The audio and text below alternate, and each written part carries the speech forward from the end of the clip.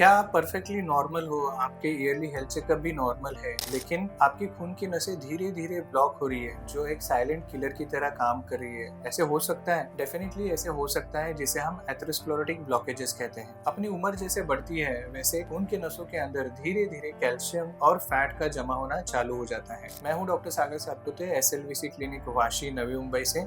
आज हम बात करते हैं एथेरोस्क्लेरोसिस, ये एक साइलेंट किलर कैसे है। एथेरोस्क्लेरोसिस एक नेचुरल प्रोसेस है जिसमें हम सभी के खून के नसों में कैल्शियम और फैट जमा होना चालू हो जाता है। कुछ पेशेंट्स में एथेरोस्क्लेरोटिक डिपोजिशन बहुत ज्यादा बढ़ जाता है और अर्ली एज में इनके लक्षण दिखने लगते हैं। एथेरोस्क्लेरोसिस शरीर में कोई भी ब्लड वेसल में हो सकता है, जैसे कि हार्ट के वेसल्स में एथेरोस्क्लेरोटिक ब्लॉकेजेस होते हैं तब हार्ट अटैक होता है। ब्रेन के वेसल्स में जब खून की नसें ब्लॉक होती है तब पैरालिसिस होता है। जब पैरों की नसें ब्लॉक हो जाती है तब उसे हम पेरिफेरल वेस्कुलर डिसीज या फिर क्रिटिकल लिम्फेमिया कहते हैं, जैसे कि पैर की उंगली काली पड़ जाना या फिर पैर कट करने की जरूरत पड़ जाना। एथेरोस्क्लेरोसिस एक नेचुरल प्रोसेस है जिसमें वक्त के साथ ये डिपोजिशन धीरे धीरे बढ़ते जाता है और बहुत सीवियर सिम्टम्स के बाद हमें पता चलता है कि वो खून की नस पूरी तरह से ब्लॉक हो गई है। इसीलिए हम इसे साइलेंट किलर कहते हैं, क्योंकि ये प्रोसेस बहुत सालों तक चलती रहती है। एथेरोस्क्लेरोसिस कुछ रिस्क फैक्टर्स की वजह से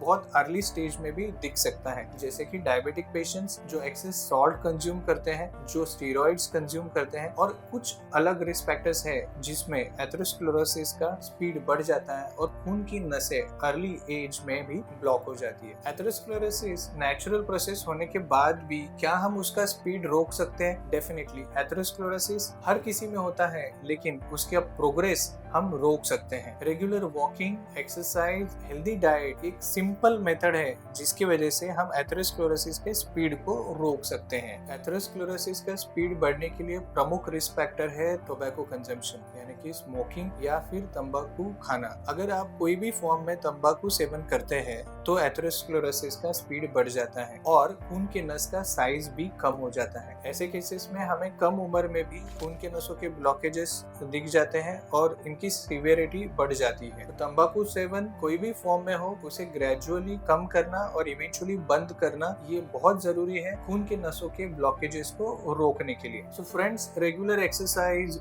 वॉकिंग, काफ एक्सरसाइजेस और हेल्दी डाइट के बाद भी अगर आपको कुछ लक्षण दिखते हैं, जैसे कि कुछ अंतर चलने के बाद काफ में पेन होना, पैरों का कलर चेंज हो जाना, पैरों की कोई उंगली में जख्म होना जो जल्दी ठीक नहीं होता है, ऐसे केसेस में आपको जल्द से जल्द निकटतम इंटरवेंशनल रेडियोलॉजिस्ट या फिर वैस्कुलर सर्जन से कंसल्ट कर लेना चाहिए। अर्ली स्टेज में अगर हम इसे डायग्नोज करते हैं और ट्रीट करते हैं तो हम एक इरिवर्सिबल डैमेज को रोक सकते हैं। स्पेशली हम एम्पुटेशन को रोक सकते हैं। जैसे कि अगर आप ईयरली पैरों का कलर सोनोग्राफी यानी कि कलर डॉपलर टेस्ट करते हैं तो आपको समय रहते कैल्शियम डिपोजिशन पता चल सकता है। ऐसे केसेस में अगर लक्षण ना होते हुए भी खून के नसों में बहुत ज्यादा कैल्शियम डिपोजिशन है, जिसे हम एथेरोस्क्लेरोटिक प्लाक्स कहते हैं, तो आपको प्रिकॉशंस लेनी चाहिए। जैसे हम हार्ट के लिए ECG, 2D इको और कोलेस्ट्रॉल टेस्ट करते हैं, वैसे ही हम पैर का एक सोनोग्राफी जिसे हम कलर डॉपलर कहते हैं वो कर सकते हैं, जिससे आपको पता चलता है कि आपकी खून की नसों में कुछ प्रॉब्लम है या फिर वो धीरे धीरे ब्लॉक हो रही है। तो अगर कलर सोनोग्राफी में पता चलता है कि एथेरोस्क्लेरोटिक ब्लॉकेजेस बहुत ज्यादा है तो